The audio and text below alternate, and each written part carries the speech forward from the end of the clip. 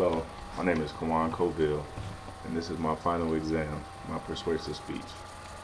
I'm sure all of us remember the joys of elementary through high school, meeting new friends, school dances, field trips, or even your favorite teachers.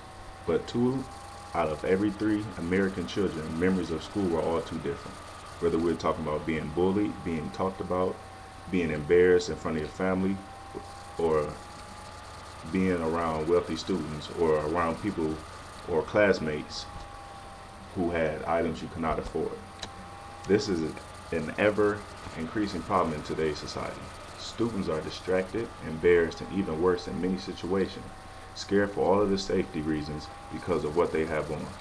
According to the NDES.org, 97 out of every 100 students that adopted and populated the or mandated the uniform policy have had over 60% decrease in crime, 57% increase in academics, and a 72% increase in overall student morale. Because of the pressures of society, a mandated uniform policy would eliminate a lot of pressure and issues in school. The public school system and today's youth would be better educated, safe, and better in its transition as a whole if they mandate a uniform policy. Mandating uniforms not only benefits students and faculty, it will also create a unified group. It's been proven and to be a viable solution in public schools. All of us here, whether it was personally or of a friend that knows someone who died, has been picked on, or maybe a victim of theft from what we wear. All of these are detrimental issues in today's education system. All of this can be solved by making one change: mandating uniforms. And looking over the last 10 years, there has been an alarming increase in school violence, more likely in public schools. According to the ABC News special dated November 3rd, 2010, on public schools in America, 62% of all students had some type of item stolen from them while on school grounds, whether it was clothes or whatever the case may be. However, in the case of 17-year-old Dante Johnson, it was just that. According to the Chicago Tribune, he was shot and killed over a pair of Air Jordan gym shoes. Also, according to Dr. James Martin, criminal justice professor, University of Michigan, a recent case study that out of 62 American students who have been stolen from, 89% of them ended in some type of violent altercation. We also learned that for one of many students, when approached about releasing items, would not. Instead of voluntarily giving them up, they would try to run, hold on, which usually results in more violence. Another interesting statistic is that Dr. Martin found out that in public schools, the violent rate is always at an all-time high in January, which he contributed to students receiving new clothes for Christmas and flaunting them, or as we like to call it, stunting them first chance they get when they return to school. Although thefts are increasing in public schools, gang-related deaths and violence are even more relevant in today's society. According to the NDES.org, there has been a 42% increase in school violence, specifically gang-related in the past 5 years.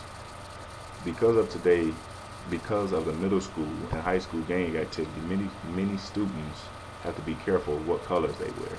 According to Michigan Front article on kids and gang violence dated January 12, 2011, there are not only 147 new gangs in Detroit public schools, but there has been over 274 incidents in 2010 alone where a student was harassed, bullied, beat up, and worst case scenario, killed because of the wrong color at the wrong time.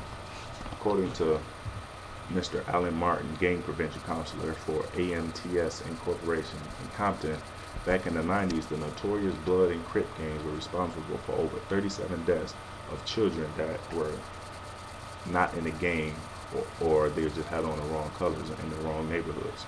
Now that we have addressed the issue of the increase on crime in public education, let's explore some other solutions.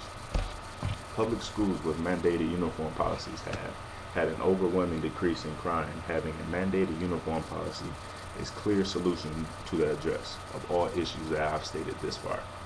After looking at the 30 public schools in the Midwest that did not have a mandated uniform policy a year ago, they have adopted the uniform policy. Today, they have had an alarming 62% decrease in school violence and an 82% decrease in theft-related violence since mandating the policy, according to the Chicago Tribune, Education and Violence in America, in December 2010. I went to visit one of the high schools in Detroit, Henry Ford.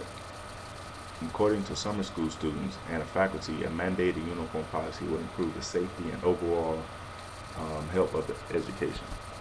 I polled 32 faculty members and 157 students, and this is what I found out.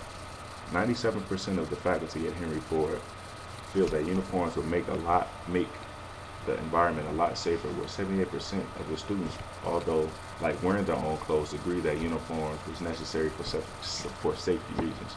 This was a difficult poll for students. We had several students who had stated that their clothes will express themselves and what makes them a different individual. But after one student stood up and said that the same individual is what Derek Jenkins, a junior at Henry Ford High School, was shot last year. Derek was shot for coming to school with a Versace leather coat on, and it was stolen, and then all students was left watching him on the ground bleeding. Although students wanted the individual, 98% of the students stated that uniforms would decrease the gang amount related wardrobe fights. And 89% of the students stated that uniforms would help students feel safer and they wouldn't have to worry about someone to steal their newest clothes. It is clear that a mandated uniform policy would decrease crime in public schools. In addition, there are other ways this policy can benefit from the average school. Mandated uniform not only will decrease violence, but will also increase student morale. Students with lesser income will not have to worry about being teased and bullied because of their clothes. According to CNN Special on Teens, Suicides and Mass Killings, 72% of all these crimes, the individual who either committed suicide or the mass murder was teased because of the way they looked, dressed, and they were also bullied. In addition, a uniform policy would create a better focused environment where students would be more focused on education and less worried about what they're wearing. When we look at the facts above, it's easy to understand why many schools across America have adopted a mandatory uniform policy. We have so many underprivileged children who are teased and feel uncomfortable because they can't afford the newest clothes, the newest shoes, and we have other students who are waiting for the students who come with the new clothes just to take them. We should all be able to live in a world where our children can go to school and not have to worry about what something has to say or what someone is wearing, or whether or not these shoes cost $100 and have your child ended up in an ER. We should not be able to lie in this world, not just imagine it. However, until this becomes reality, we must do everything possible to stop the hurting and killing.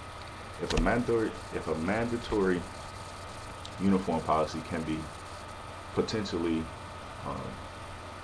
life-saving to someone, keep a child motivated, not one child to be embarrassed because of their clothes, discourage them from everything that goes on around them. The children is our future, and the decisions we make for them invest in them like they are. Have a great day.